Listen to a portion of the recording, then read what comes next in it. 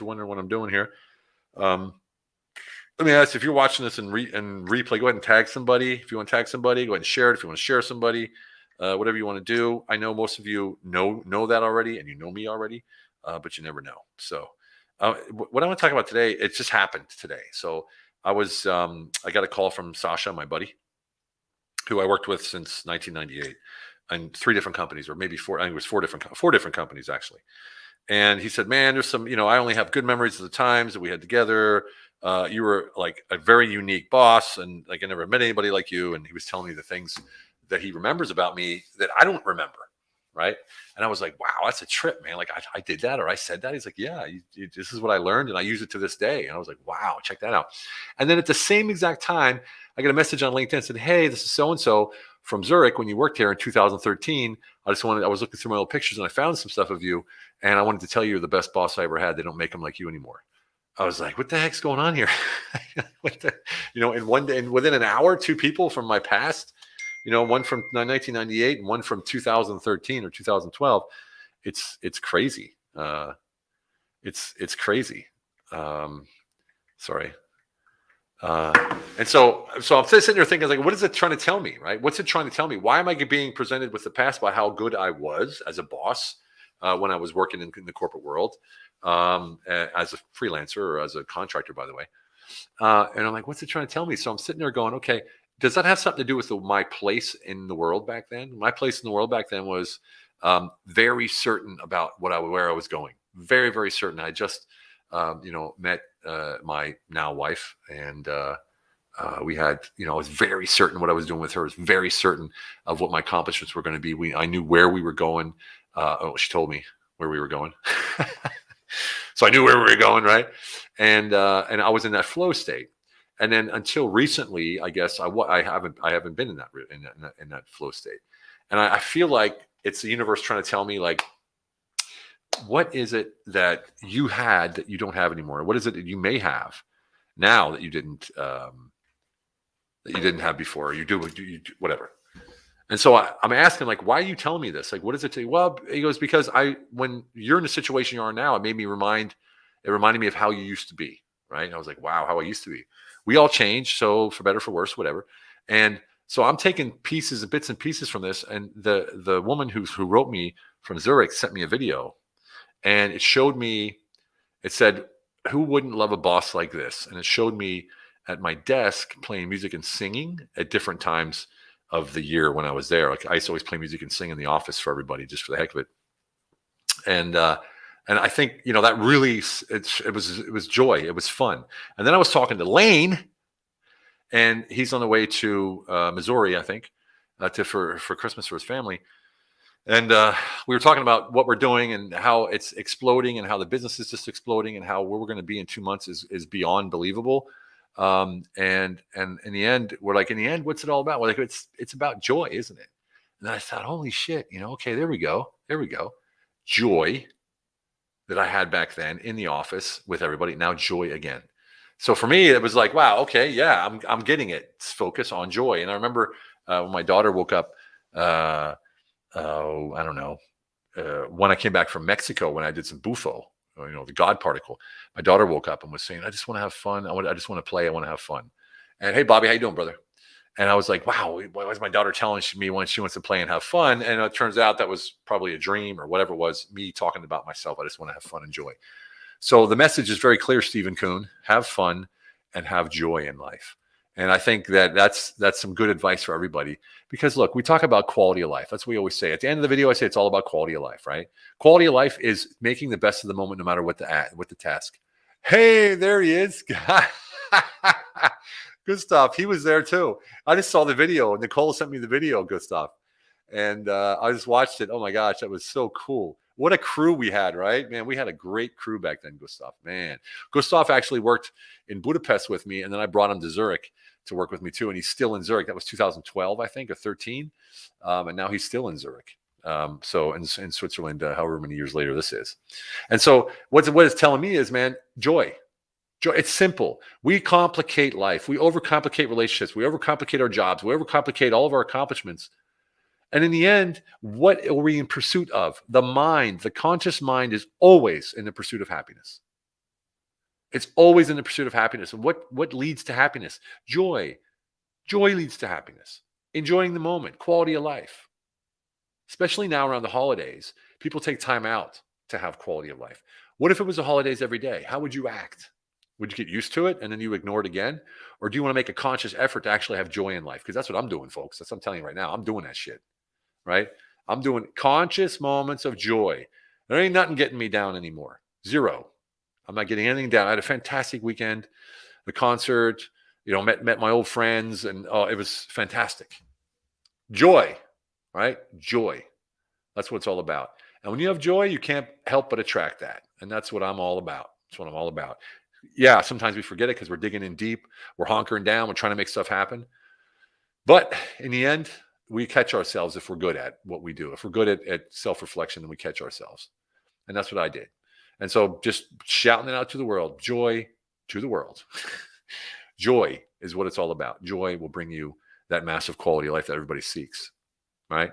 Man, it's a weird world we live in, especially right now. And what I've done, and I've also noticed it helped, was cut out all social media as far as negativity goes. Anything about what's going on with all this stuff. Hey, Rick, how you doing, brother, man? Cut out all of the social media stuff that's negative. Cut out all the videos, all the signal channels and Telegram, all about his VAC and all this other stuff. Brian Hiss, what's up, brother, man? Cut out all of that stuff. I cut out all negativity. No news, no nothing. And holy crap, I'm flying. And you can tell in my attitude that I'm in a different place. And I'm in a different place because I've focused on the things that make me happy, right? And I always say, be grateful for what you have. And that word grateful is overused, isn't it? I was like, oh, be grateful, be grateful, be grateful. I can't freaking hear that shit anymore, right? But the point is this, until you are grateful, it's sort of hard to understand what you actually have in life. So everybody's out there looking like, what don't I have? I want this, I want that, I want this. I don't want anything. Matter of fact, I hate things and I hate stuff. I don't want any things and I don't want any stuff. You get me? Right? I want love, I want joy, I want happiness, and I want quality of life. That's what I want. And whatever form and shape that takes doesn't matter to me as long as it's healthy, right? And I'm not like breaking laws and stuff, right? Well, maybe some small laws, but no. And you see what I'm saying? That's where I'm at. Brian Hess, if you're serious about what you said about that road trip, I'm so in. Bro, Brian was talking about picking me up in New York. We're driving down to Pittsburgh or dropping me off in Harrisburg, whatever we're going to do. And all right, man. Stuff's just stuff. Amen to that, bro. Picking us up. We're going to do a live podcast from his car all the way down on the road trip. Dude, I can't wait for that. It's going to be epic. All right. Awesome. Yeah, stuff is stuff. Stuff is stuff. And if you stop right now, you go out in your garage, you go in your basement, you go in your spare room, you go in your office. How much stuff have you not looked at, touched, or even realized was there in the last 2 to 5 years? I bet you it's a whole bunch. I'm going to tell you a story. I once had, when I lived in Berlin, I was homeless, put all my stuff in storage, and it was free, right? Road trip, and it was free. So I just left it there. 9 years later, and then I moved to Budapest a year later, and 9 years later, I went to Berlin to pick up my stuff. All of my stuff that was in a room, that was in storage for 9 years. I never needed it. I didn't need it then, but I figured I better pick it up. I went to pick it up, and it was everything: my army uniforms, books, and memories, and whatever. And I went to pick it up, and the whole place had been flooded like 6 times in those 9 years. And so I opened the door. It almost knocked me out, and I was like, well, everything's ruined. Closed the door, locked it, and walked away, and never thought about it again. All that stuff, all those things, I didn't need any of it. I don't even remember what was in there. That's how unimportant it was. So then after the years go by, I started collecting more stuff and more things, right? And so now I'm cutting that out again. No more stuff and no more things, right? It's about experiences. It's about a road trip with Brian Hetz. It's about hooking up with my brother, Rick Tamburino, right? It's about Gustav Rapp giving me the memories of Zurich, Switzerland, in 2012. It's about Bobby Mason showing up every day and saying, good afternoon, sir. These are the things. That's what matters, not things and stuff, right? Things and stuff you can have all the time. It means nothing to you. In the end, it means nothing. Imagine that. You have a choice right now. You can move forward in life and be happy and make something happen for yourself and for those around you, the ones you love, create legacy and an impact in the world around you, and create radiant value that will spread through the whole planet. Or you can keep your stuff. You can keep your car. your new car, your newer car, your newer car, and your trailer and your boat and your jet ski and your other stuff and your snowmobile and your weapons and whatever it is. Okay, weapons, maybe we should keep those, especially in America.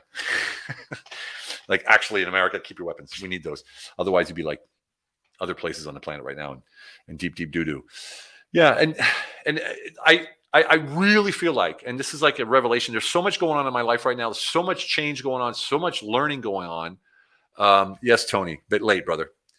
A little bit going on, a lot going on in my life, a lot of moves and metamorphoses going on, and I'm going through so much learning.